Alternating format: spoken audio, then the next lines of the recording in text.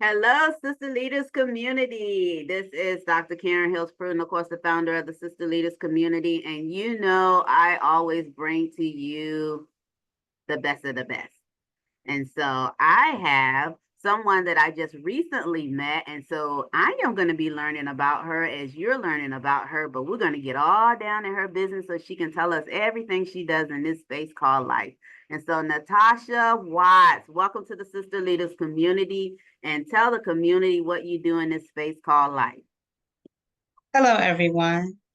I am a public speaking professor. I teach public speaking. I also have my own public speaking business. It's called Top Public Speaking Coach in the 757. I'm currently working on my PhD. And when I'm not doing that, I just like to do things to relax my mind on my spare time. Awesome. So let's talk about public speaking. So what inspired you to even pursue public speaking or teaching public speaking? And how did you even get started as becoming a professor teaching public speaking?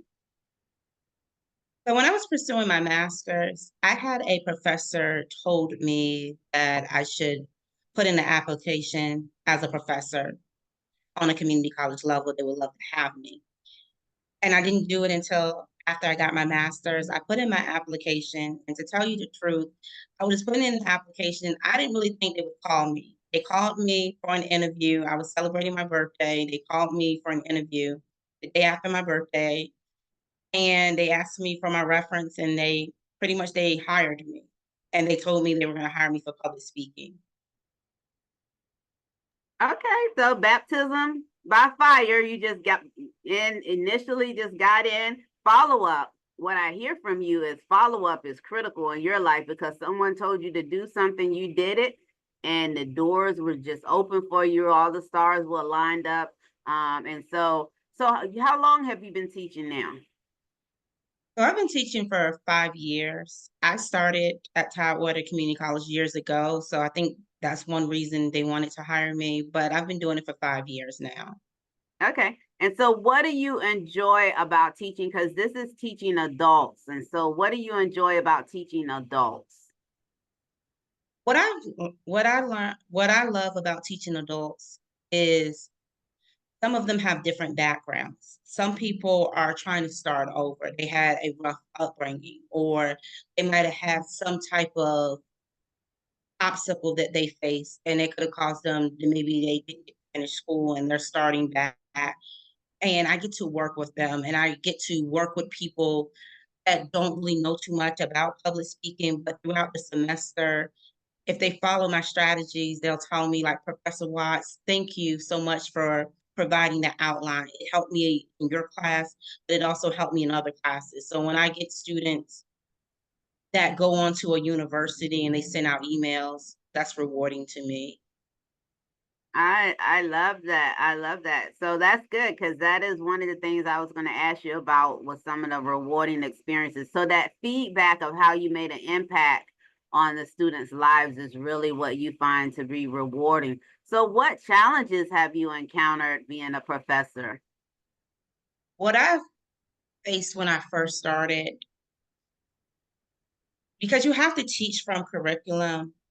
And when I was teaching from the curriculum, I don't feel like I was adding my personality towards it. And what I've learned throughout these years, I have to teach the curriculum, but I need to provide examples. I need to pretty much show my personality when I'm teaching. Let them know, you face challenges in life. Da da da da. This is how you overcome it. I feel like me using myself as an example shows that I'm relatable. And sometimes when we get in a certain field of study or we have a high position, we have to sometimes let people know we are relatable. We started where they are now. So I had to learn how to add my personality so I can be more original.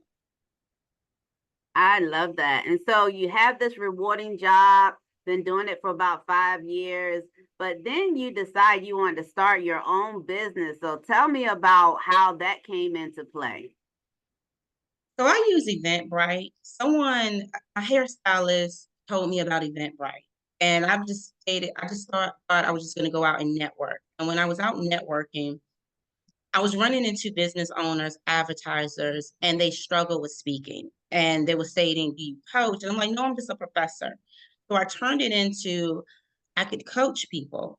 And also, what made me want to get into this because I'm good at it. My aunt, she's 103 now, but a few years ago, she explained to me as a woman, it's important to have your own business. It's good that you work corporate, but have your own business. At that time frame, I didn't really know what type of business. But when I got into the coaching, I realized I can make this a business and it can be something that's mine that I enjoy and I love doing. Awesome, awesome. And so you're also someone who's obviously pro education because you're currently working on your PhD.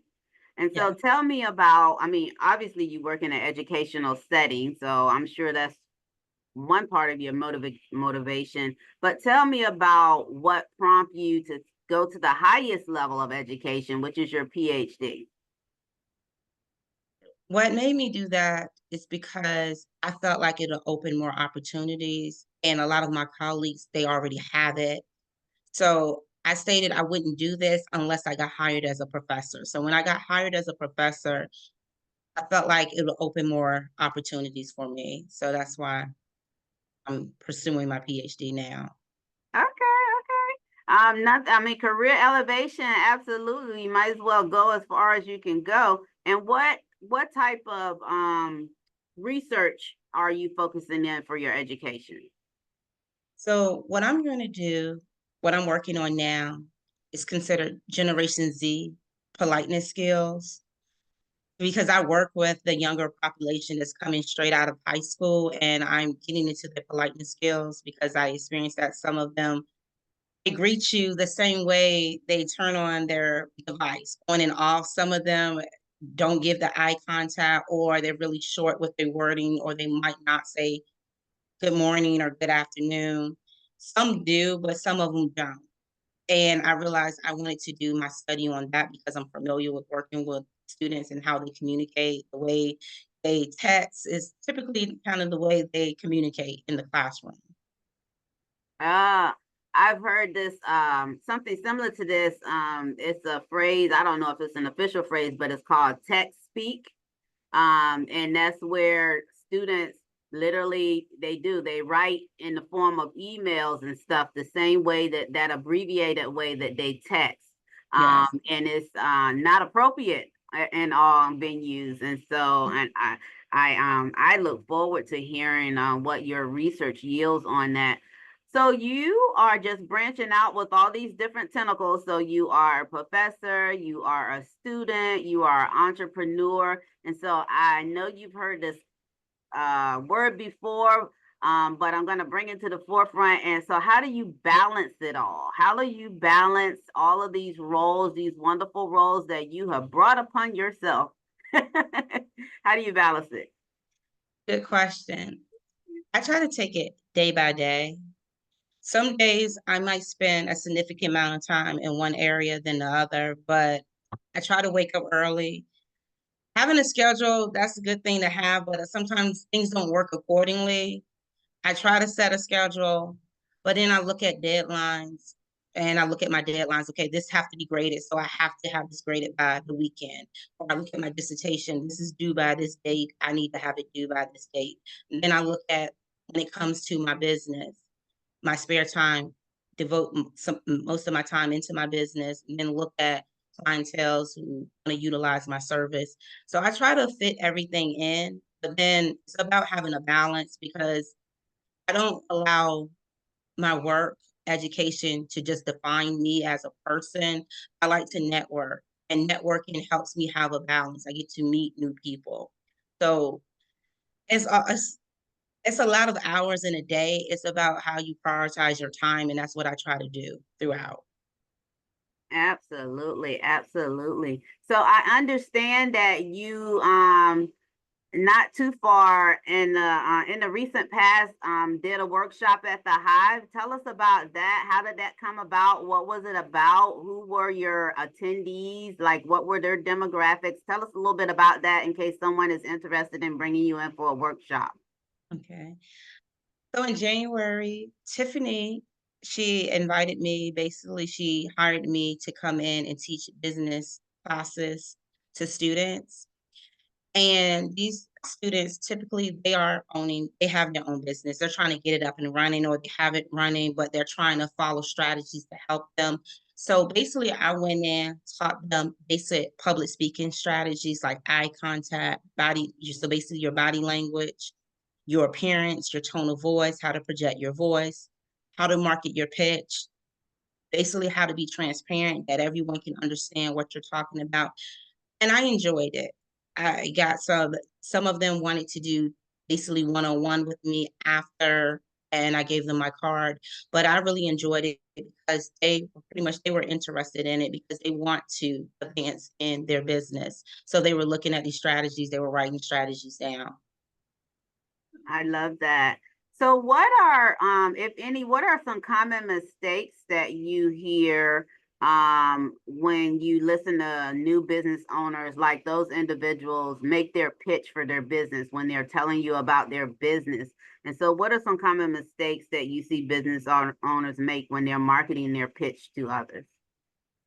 Common mistakes that I see that business owners make, they are too long when they're speaking. They're not getting to the key components less than 30 seconds. You have to understand the new generation pretty much have a short attention span. If you cannot reach them less than 30 seconds, no one's going to be in tune to continue to listen. So in first 30 seconds, you need to talk about affordability and the quality of your service, something that's catchy that they're going to pretty much want your service. If you continue to think you can do a 10-minute video, you're sadly mistaken because in 30 seconds, why would I want your service? Why would I want to hire you or buy your product? So you have to be able to grab my attention in 30 seconds. So a lot of business owners don't know how to do that in 30 seconds. They struggle in that area. So that's the most common one I see when I'm networking. Awesome. What role does transparency play in public speaking for people in business? Okay. What I tell business owners, even I tell my students, you're going to have the persons with the highest level of knowledge, and then you have the persons with the lowest level of knowledge. You never want to use words that are not everyday words. Like, I'm not going to go in an event that I'm going to host and use dissertation words. Not to say people don't know it, but no one's going to be at my event like, can you explain what you mean? You have to be able to pretty much deliver your message that everyone can take something from it. So each time I have an event, everyone can pretty much take something from it. Oh, I like when you talked about this point of view, da da da da. Because I can basically you have to be able to reach everyone, and I always let people know a large vocabulary is good to have, but you have to understand, can everyone understand it? Do everyone know exactly what you're talking about? And I don't want to get in front of anyone looking like a buffoon, using slang words that I might use with my friends. I just pretty much want to use standard dictionary words. So I tell them all the time, it's very important to use just standard dictionary words that the whole population can understand. And I think most of us, if we read or seen anything, we probably heard of various versions of that to kind of keep it simple, keep it very simple in terms of our communication. So think back to a new speaker and their first few times getting before a room of individuals and possibly being nervous. What type of advice do you give a new speaker who feels nervous when they get before a group of people? Okay. New speakers, when they're sitting down before they stand up, I always tell them breathe in, breathe out, inhale, exhale. Give yourself a positive prep talk. Tell yourself you're going to do well. Even if you forget something, you tell yourself, chances are my audience is not going to know. You relax, be relaxed. Do not think negative. I'm going to mess up, I'm going to bomb the speech. Because if you do that, chances are you're going to do it or you're going to wear that on your face. I told my students, you don't necessarily have to say something. If I'm nervous or so, sometimes you can wear that on your face and your audience can see it. It's common to be nervous, but you should never be nervous to the point you're not able to deliver your speech. So I always tell them, give yourself a positive talk. It's not the end of the world. You mess up, correct yourself, move on from it. No one is sitting in your audience and stating, "Oh, I hope she bombed that speech." Everyone wants you to do well. We typically are the ones that's really hard on ourselves. So that's pretty Oh, much what I try to tell them. I like that. I agree. As one speaker to another, I agree. I think we are our hardest critic when it comes to everything that we do. So I want to talk about that's probably the most popular at the moment, other than LinkedIn, TikTok, because I understand that you are on TikTok. And tell us about how do you use TikTok as a platform to create content, and what has been the response that you've gotten from the use of TikTok for those business people who may be apprehensive about utilizing TikTok? So I use TikTok more from my motivational aspect. Like I create videos of what might be going on or how I feel and just speak to people. And the responses that I've gotten back from people, they agree with it. They'll say amen or you're right on it. And I pretty much talk about life lessons, about forgiveness. What is true forgiveness? It doesn't necessarily mean you have to deal with the person again. It means you forgive them, that they don't have any power over you. Or I get into how God has a plan for you, or you might not be that chosen person, but if God feels that you are capable, He can move you to the front. And I talk about how once I wasn't like the chosen person, I was the person people overlook, but the ability of God, He can really move you. And I speak on that. So I get into different life lessons that we go through as people, and I speak on that. Oh, that's wonderful. That's wonderful. And so, how do you use social media to maybe acquire a following or improve your reach or increase your speaking brand? How do in addition to TikTok, where else can the Sister Leaders community find you on social? So I use a lot of social media platforms. I use Facebook, Instagram, and I use TikTok, but I also have LinkedIn. That's my more professional site. So I typically use LinkedIn, and that's a way that people can find me. Okay, okay, okay, great. So how do you stay motivated? What motivates you? What keeps the smile on your face? What allows you to keep up juggling all the balls that and rolls that you juggle? There is that smile. What keeps that smile on your face? Knowing that I have a purpose. Some days can be a struggle, some days it's fairly hard to get through, but I know that I have a purpose. I have meaning in life and my voice matters. And I have to utilize it in a way that it inspires people to do better or want to do better. So that is pretty much what keeps me going. I love that. So, are there any trends that we should be on a lookout for in public speaking and communication that we all should be looking into in terms of trends in public speaking? So what I notice when I run across TikTok, some trends people try to do is be transparent. They use certain wording or so changing their vocabulary up. So I try to use some of that when it comes to my students when I'm teaching. I let them know you can have a broad vocabulary, but again, you want to make sure your audience understand what you're talking about. I also look at the video platforms. A lot of people like to create videos, so I'm getting into that aspect of training people through videos because I see a lot on TikTok. Some people might give certain strategies, and I feel like I should start doing videos when it comes to public speaking, like giving like certain eye contact, body language. That's what I'm I looking forward to I doing. love that. I love that. I love that. Um, so what else you got going on that you want to share? This is your time to share anything that you haven't had a chance to hit on in the interview. Do you have any books, upcoming workshops, any event you want us to try to follow, or anything that you want to share? I'm going to give the floor to you right now to share it. Okay. Right now, I'm just working on my PhD and I'm teaching. I'm looking for other opportunities. I tutor people sometimes when it comes to the coaching aspect.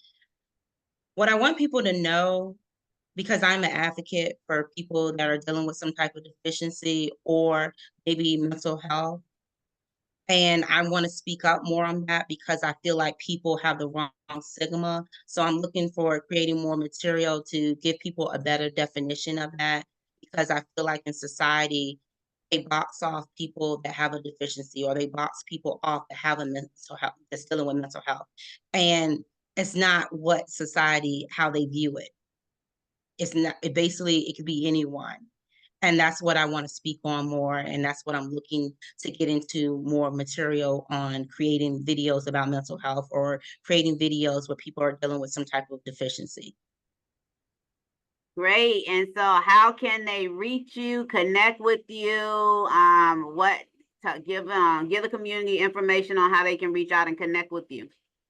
So you can find me on Facebook and you can find me on Instagram. I'm on LinkedIn and I also have Hi Hello. So I can be found up there. If you type my first and last name, you can find me. So I typically use LinkedIn and that's the easy way to find me.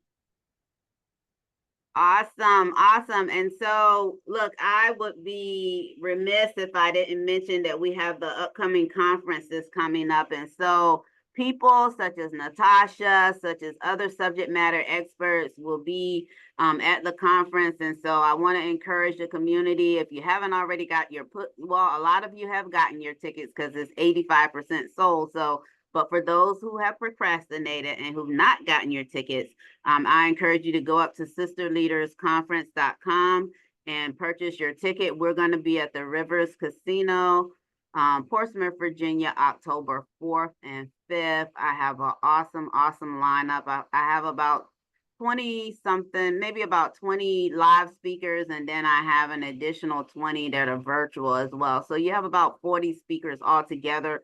All of them have their lane of brilliance that they operate in, very similar to Natasha's in public speaking. They all each have their lane of brilliance. And so go up to sisterleadersconference.com if you want more information about the upcoming conference. And look, I'm Dr. Karen Hills Pruden. I'm the founder of Sister Leaders. You know, I don't do a whole lot of long closings or anything like that, but you will see Natasha's full bio will be attached to this recording. So make sure you connect and follow this sister leader because we want to see where she lands and we want to make sure that we support her in whatever endeavors that she is doing out in the community. Natasha, I thank you so much and thank you for stopping by the Sister Leaders community. Thank Bye. you. Thank you. Thank you for having me.